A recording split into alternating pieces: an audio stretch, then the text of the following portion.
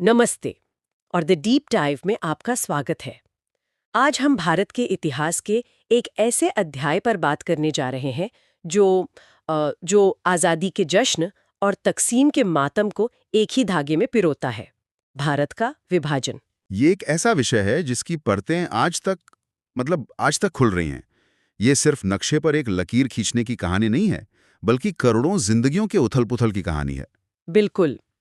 हमारे पास जो स्रोत है वो कक्षा 12 की इतिहास की किताब के अध्याय विभाजन को समझना से लिए गए हैं। हमारा मकसद इन स्रोतों की मदद से उस पूरी प्रक्रिया को खंगालना है।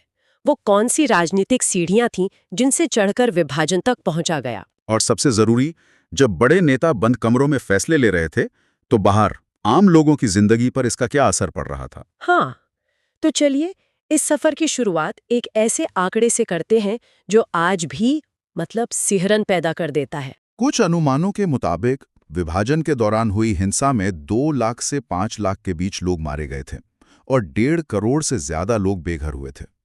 ये रातों रात नहीं हुआ, इसकी जमीन दशकों से तैयार हो रही थी। तो चलिए इसी जमीन को खोदते हैं। इसकी जड़ें हमें कहाँ मिलती हैं? हमारे स्रोत हमें किस शुरुआती मोड़ पर ले जाते हैं जहां से ये दरार पड़नी शुरू हुई? देखिए, ज्यादातर इतिहासकार 1909 को एक अहम मोड़ मानते हैं, जब ब्रिटिश सरकार ने मुसलमानों के लिए पृथक निर्वाचिका यानी सेपरेट इलेक्टोरेट्स का कानून बनाया। Separate electorates. हाँ, सीधे शब्दों में कहें तो इसका मतलब था कि मुस्लिम वोटर सिर्फ मुस्लिम उम्मीदवार को ही वोट दे सकता था। यहीं से राजनीति में हम और वो की एक कानूनी दीवार खड़ी कर दी गई। ये तो बहुत बड़ा कदम था। आपने एक ही देश के नागरिकों को राजनीतिक तौर पर दो अलग-अलग खेमों में बांट दिया। लेकिन जो बात मुझे सबसे ज्यादा चौंकाती है वो ये है कि 1916 के लखनऊ समझौते में कांग्रेस ने भी इस व्यवस्था को मान लिया था। ये थोड़ा विरोधाभासी नहीं लगता? लगता है, लेकिन उस वक्त के लिहाज से देखें तो ये एक राजनीतिक मजबूरी और एक रणनीति का हिस्सा था। कांग्रेस का लक्ष्य था कि किसी भी तरह स्वतंत्रता संग्राम के लिए एक संयुक्त मोर्चा बनाया जाए। अच्छा। और मुस्लिम लीग को साथ लाने के लिए ये एक बड़ी रियायत थी। उन्हें लगा कि एक अस्थायी समझौता है जो बड़ी आजादी के लक्ष्य के लिए जरूरी है। लेकिन इसका असर तो बहुत गहरा हुआ। बहुत गहरा। इसका जो दूरगामी असर हुआ वो शायद उस वक्त कोई नहीं देख पाया। इसने सांप्रदायिक राजनीति को एक तरह की वैधता दे दी। और मुस्लिम लीग की स्थापना भी तो इसी दौर में हुई थी, 1906 में ढाका में।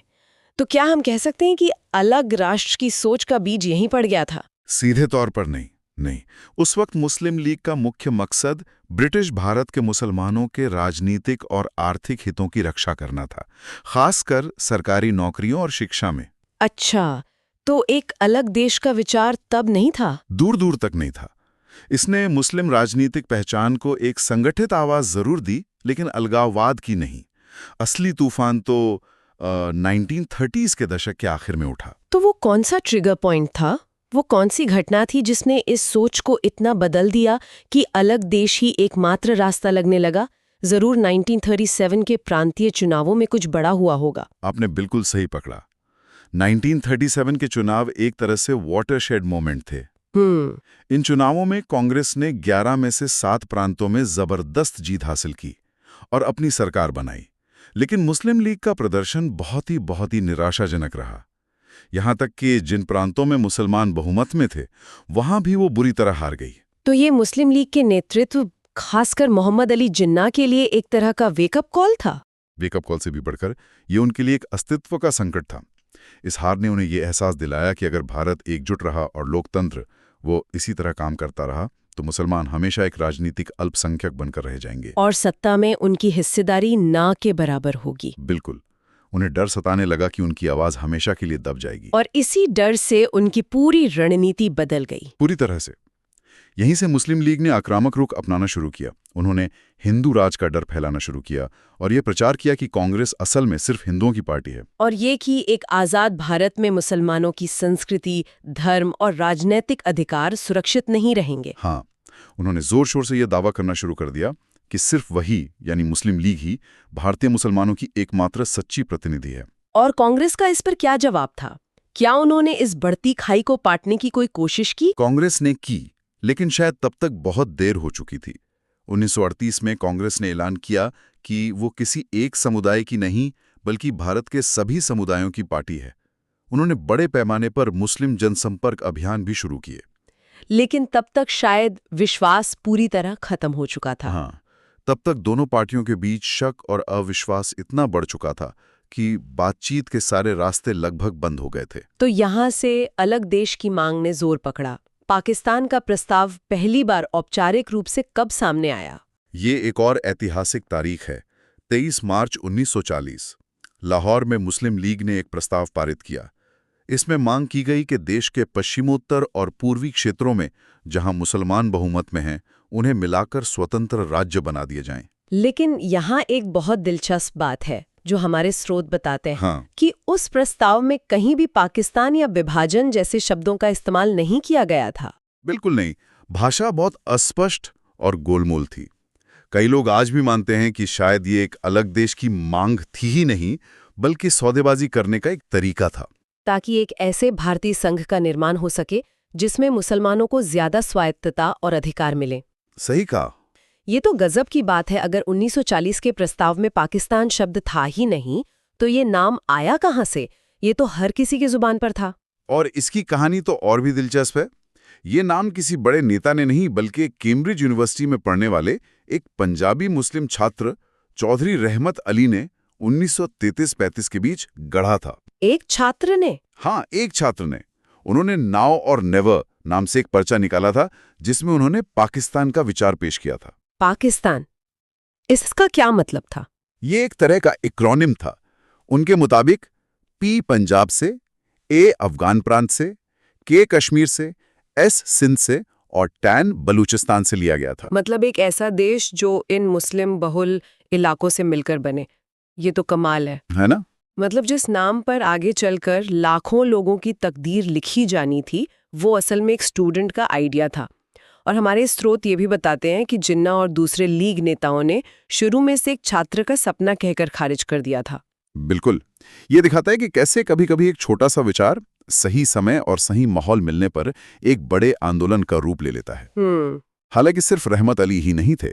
कवि दार्शनिक मोहम्मद इकबाल ने भी 1930 में ही पश्चिमोत्तर भारत में एक मुस्लिम राज्य की जरूरत की बात की थी, लेकिन उनका विचार भारतीय संघ के भीतर एक स्वायत्त इकाई का था, अलग देश का नहीं। तो इन सभी विचारों ने मिलकर उस मांग को हवा दी जो 1940 के बाद तेज होती गई। हाँ। तो यहाँ तक आते आते ये तो साफ है कि खाई बहुत गहरी हो चुकी थी। तो क्या विभाजन को टालने की कोई गंभीर कोशिश नहीं हुई? नहीं, एक आखिरी और सबसे बड़ी कोशिश हुई थी। 1946 में ब्रिटिश सरकार ने अपने 3 कैबिनेट मंत्रियों को भारत भेजा, जिसे कैबिनेट मिशन के नाम से जाना जाता है। हाँ, इसका जिक्र हमारे स्रोतों में प्रमुखता से है। ये भारत को एकजुट रखने का आखिरी दाव था, है ना? आखिरी दाव था। और वो सिर्फ एक कोशिश नहीं थी, वो एक बहुत ही जटिल और यूं कहिए एक क्लेवर योजना थी। उन्होंने एक ऐसे ढीले ढाले महासंघ का सुझाव दिया जिसमें केंद्र सरकार बहुत कमजोर होती और उसके पास सिर्फ रक्षा, विदेश मामले और संचार जैसे 3 विषय होते बस, और बाकी सारे अधिकार प्रांतों को दे दिए जाते। प्रांतों को ये भी आजादी होती कि वे चाहे तो अपने समूह बना सकते हैं। एक तरह से सबको खुश रखने का फॉर्मूला था। कांग्रेस को एकजुट भारत मिल रहा था और मुस्लिम लीग को मुस्लिम बहुल प्रांतों में लगभग पूरी स्वायत्तता। सही कहा।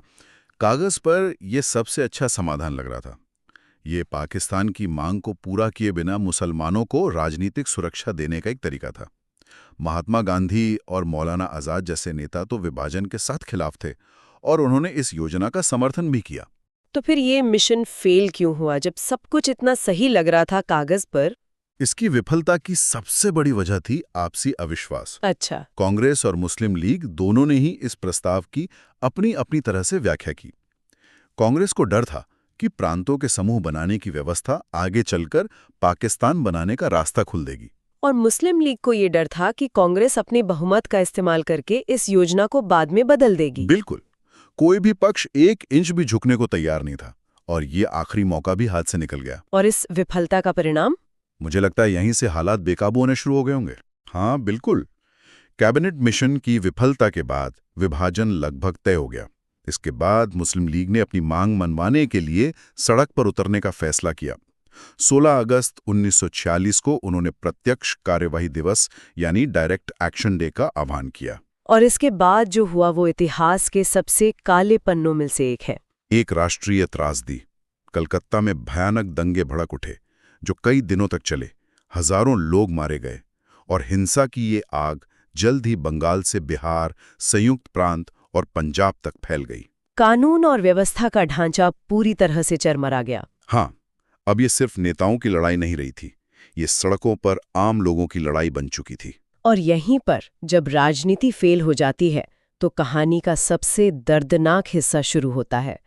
हमारे स्रोत अब राजनीतिक दस्तावेजों से हटकर उन लोगों की आवाज़ों पर ध्यान केंद्रित करते हैं जिन्होंने इसे झेला, और जो तस्वीर उभरती है वो दिल दहला देने वाली है, खासकर महिलाओं के लिए। ये विभाजन की वो सच्चाई है जिसके बारे में बात करना सबसे मुश्किल है। इस हिंसा में सबसे ज्यादा और सबसे क्रूर कीमत महिलाओं ने चुकाई। ये सिर्फ जमीन का बंटवारा नहीं था, ये इंसानी जिस्मों का, परिवारों का और आत्माओं का बंटवारा था। महिलाओं का अपहरण किया गया, बलात्कार हुआ, उन्हें जबरन शादी करने या धर्म बदलने पर मजबूर किया गया। हाँ। मतलब महिलाओं के शरीर को एक तरह से युद्ध का मैदान बना दिया गया, जहां एक समुदाय दूसरे समुदाय को नीचा दिखाने के लिए हिंसा का इस्तेमाल कर रहा था। बिल्कुल सही कहा। ये सिर्फ हिंसा नहीं थी, ये वर्चस्व की लड़ाई थी जो औरतों के जिस्म पर लड़ी जा रही थी। और इससे भी ज्यादा भयानक बात यह थी कि कई मामलों में तो परिवारों ने ही अपनी इज्जत बचाने के लिए अपनी घर की बेटियों और पत्नियों को जहर दे दिया या कुएं में धकेल दिया। ये कल्पना करना भी नामुमकिन है। ये तो आंकड़े हैं, लेकिन हमारे स्रोत उन व्यक्तिगत कहानियों के बारे में क्या बताते हैं? जब कोई परिवार बिखरता है, जब सदियों से साथ रह रहे पड़ोसियों को एक दूसरे पर शक होने लगता है, तो वो जमीनी हकीकत कैसी होती है? वो हकीकत ऐसी होती है जहां लोग रातों रात अपनी जमीन, अपने घर, अपनी पहचान सब कुछ खो देते हैं। जो लोग सीमा पार करके पाकिस्तान गए उन्हें मुहाजिर यानी प्रवासी कहा गया। सोचिए, अपने ही देश में शरणार्थी। हाँ, एक नए देश की स्थापना का जश्न मनाने की बजाय उन्हें एक शरणार्थी का तमगा मिला। लाखों लोग अपने ही घरों में, अपनी ही जमीन पर बेगाने हो गए। ये एक ऐसा जख्म था जो पीढ़ियों तक रिश्ता रहा। तो इस पूरी चर्चा का क्या मतलब निकलता है? हमने देखा कि कैसे 1909 की पृथक निर्वाचिका से शुरू हुई एक छोटी सी राजनीतिक दरार 1937 के चुनावों के बाद एक गहरी खाई में बदल गई। और 1946 आते आते ये एक ऐसा हिंसक तूफान बन गया जिसने एक मुल्क को दो टुकड़ों में चीर कर रख दिया। ये हमें सिखाता है कि राजनीतिक निर्णय जो शायद उस समय सही या जरूरी लगते हों, उनका समाज पर कितना गहरा, स्थायी और कभी-कभी विनाशकारी प्रभाव पड़ सकता है। और विभाजन का इतिहास सिर्फ नेताओं, उनकी नीतियों और राजनीतिक समझौतों का नहीं है। नहीं, ये उन करोड़ों आम लोगों की अनकही और अनसुनी कहानियों का इतिहास है जिन्होंने इसकी सबसे बड़ी कीमत चुकाई। और शायद उन कहानियों को सुनना और समझना आज पहले से कहीं ज्यादा जरूरी है। आज की इस चर्चा को खत्म करने से पहले एक विचार आपके लिए छोड़ जाते हैं। हमारे स्रोतों में मौखिक इतिहास और व्यक्तिगत गवाहियों का भी जिक्र है।